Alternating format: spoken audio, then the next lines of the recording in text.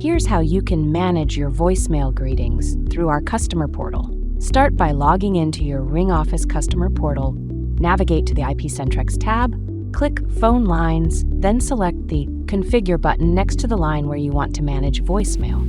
This will open up the settings for that specific line. Once in the IP-Centrex settings, click Voicemail in the left-hand menu to expand the voicemail submenu. Here's what you can do. On the Voice menu page, change your voicemail password and set whether you want to be prompted for a password when accessing voicemail from your phone. On the Greetings page, record or upload your voicemail greetings. Choose which greeting you want to be active.